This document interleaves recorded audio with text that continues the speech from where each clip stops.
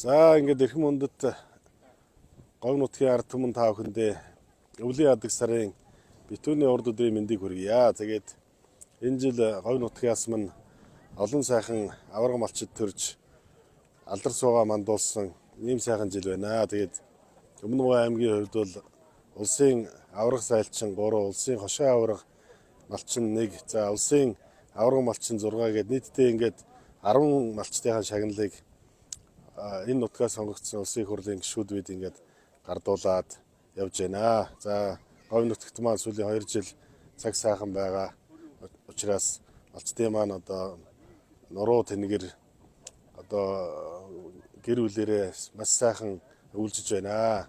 Нутагтаа сайхан үйлжиж байна. За ингээд бас хөрш сэргэлдээ аймагудаас цаг өндөрсөн аймагудаас Өвөр Хангай, Дундгуй аймагудаас бас отрын малчт маань хүлээж авч одоо өмнө нь тусалж ирсэн сайхан хүмүүсээ хүлээж авч хариу одоо тусламж үзүүлж байгаа нь сайхан харагдлаа. За тэгээд энэ одоо өнгөрч байгаа ногоо жилд маань өмнөний Говь нутгаас маань одоо олон сайхан алдартай хүмүүс төрөн гарч төр засгаас тэдгээр хүмүүсийг шагнаж урамшууллаа. За Монгол улсын ерөнхийлөгч маань Охногийн хөрөлсөх ерөнхийлөгч Говь нутагт Дундгуй аймагт ирж тэмээний уралдаан үзэж, тэмээ унаж үзэж, тэмээний уралдаанд оролцсон одоо ерөнхийлөгч боллоо.